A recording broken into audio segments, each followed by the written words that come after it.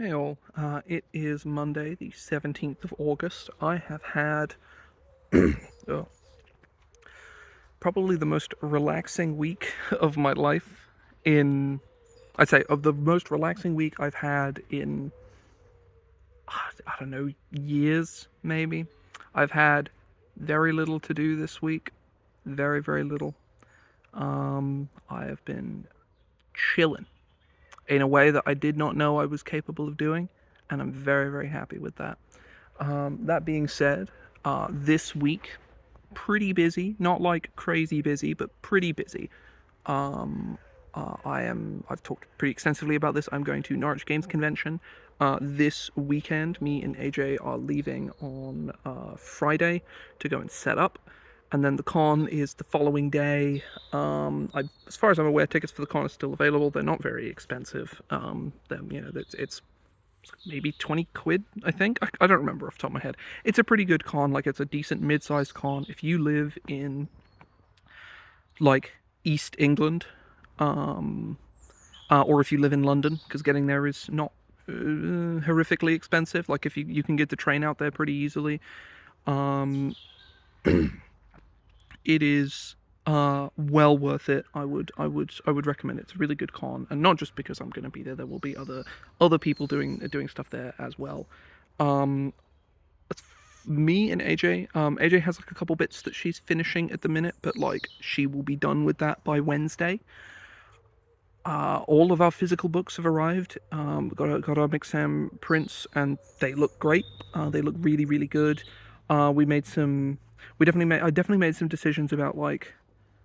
I think I talked about this last week. Of like, I think for Dragon Meat in particular, and for cons going forward, going to be putting up our prices, just because people spend a lot of money at cons anyway, and the print cost of like ordering books from Mixam is not like horrifically expensive, but like the price has gone up, just because everything's more expensive now. So we're definitely gonna have to put our prices up to, because like right now and for NGC, we are selling our books basically at digital price. Like the price you pay to buy the books digitally online are the prices you're paying to buy them physically with a free digital copy in person. Which, saying that out loud, I mean, I've said it out loud already, but like saying it out loud sounds fucking insane, right? Like that's so cheap.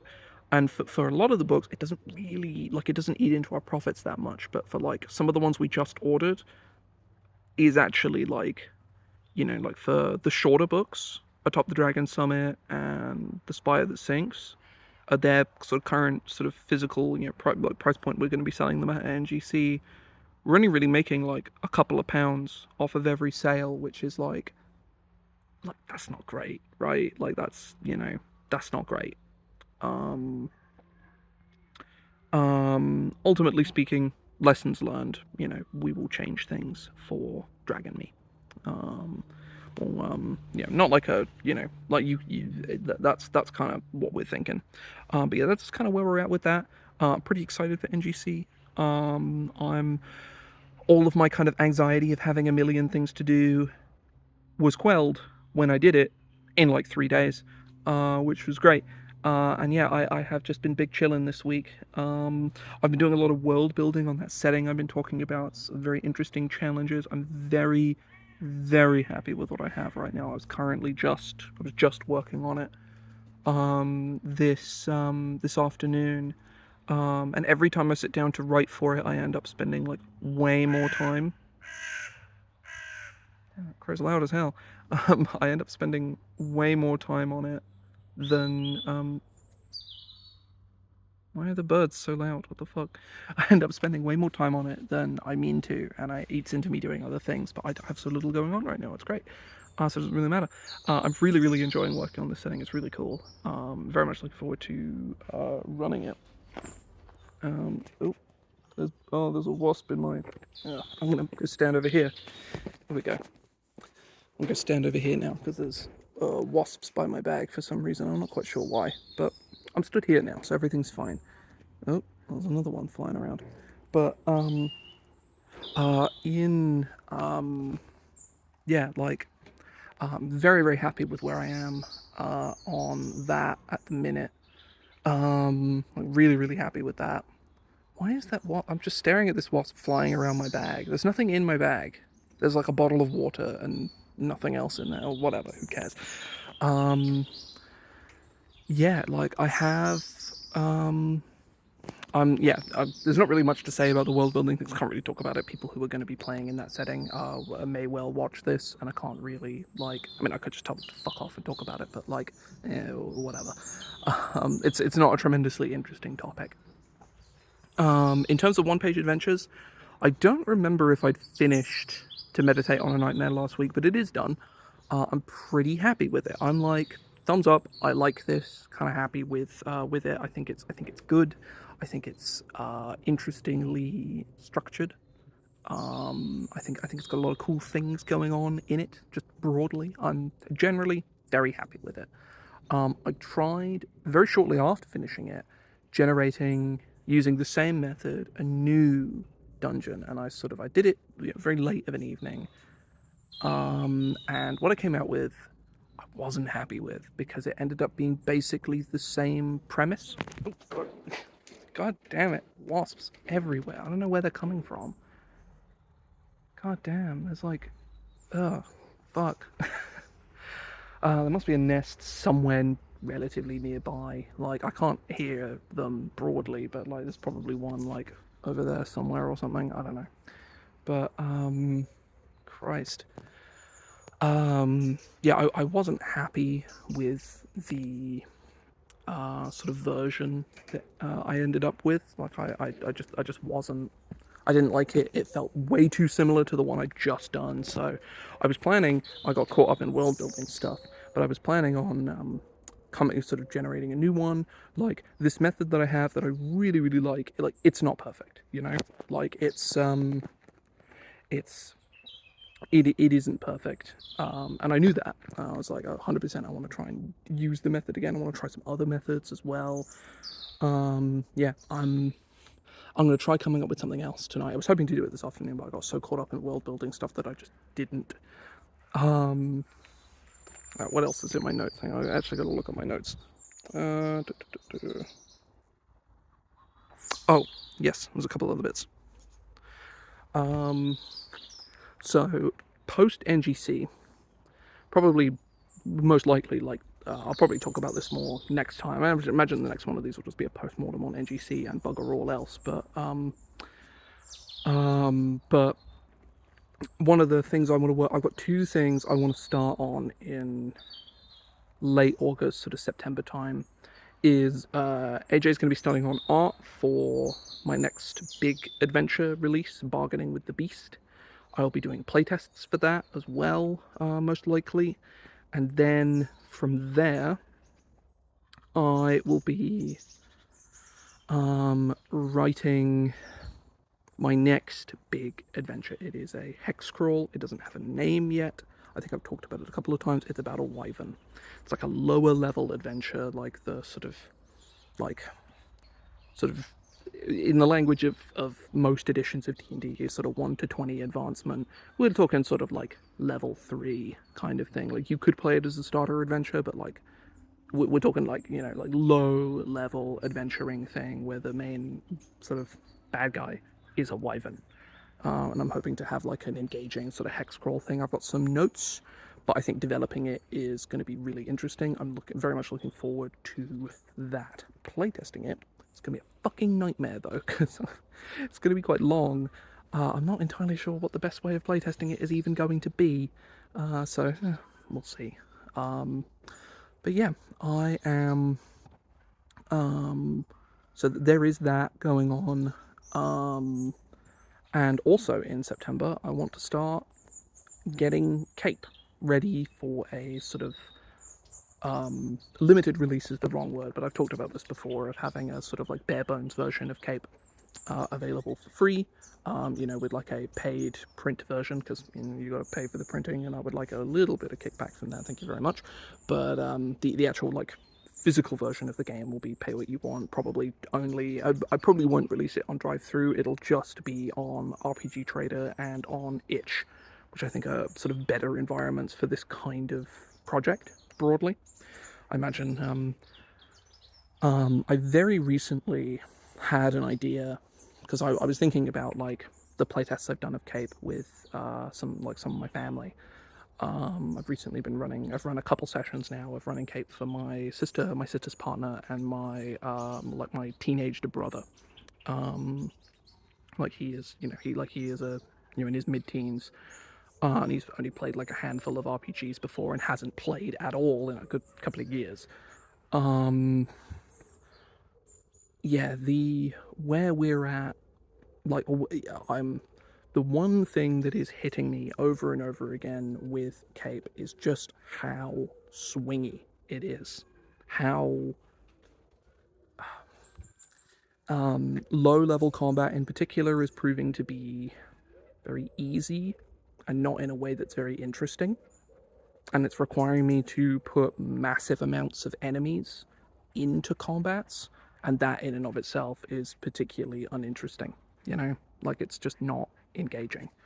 So, one of the things I am thinking about is changing Cape's resolution mechanic from 2d6 to 1d12, which provides the same range of outcomes but with a much more even distribution of results, which I think is probably a lot more healthy for the game. Because right now, without getting into the really sort of nitty gritty of things, um, without getting into the nitty gritty, is like a tier one minion type, was a minion, which is the weakest kind of enemy in the game, and the most common enemy you will be facing when you first start playing.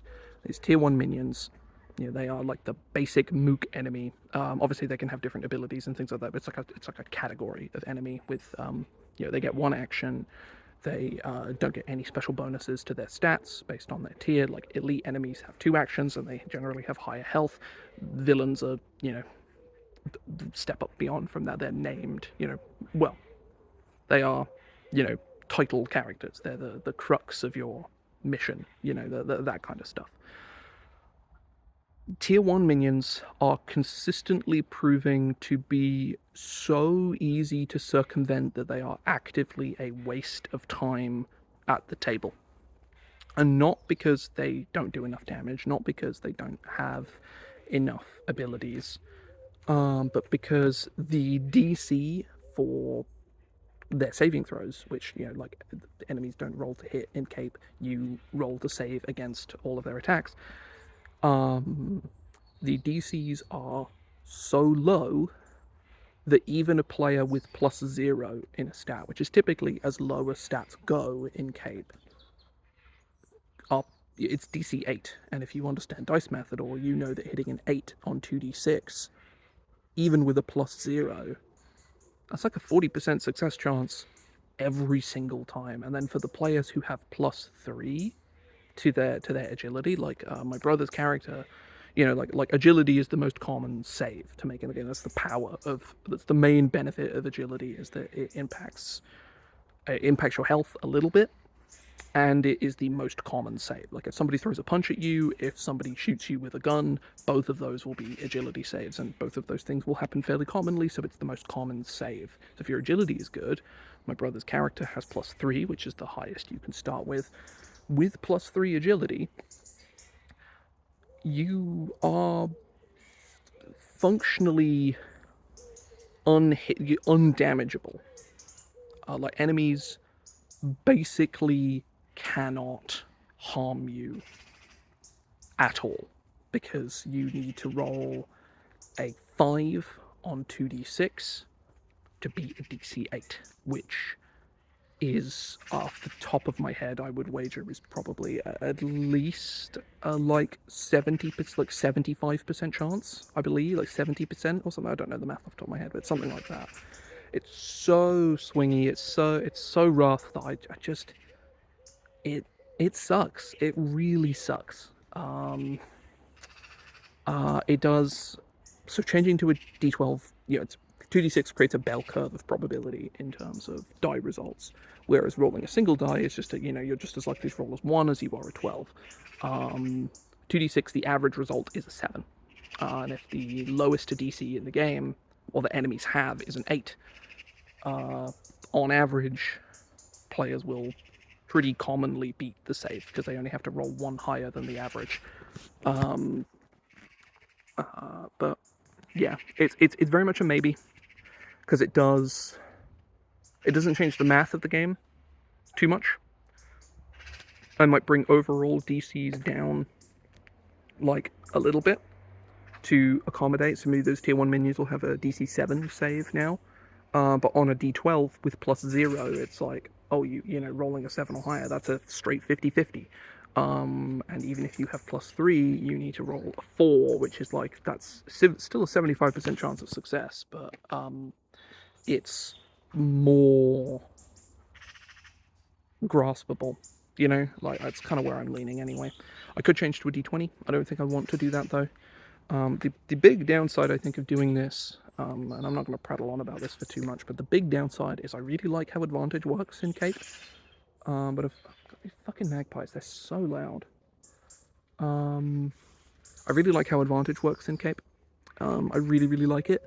Because it's a 2d6 system, every instance of advantage you have, and they stack, means that you take the lowest value to d6, you re-roll it, and you use the higher result.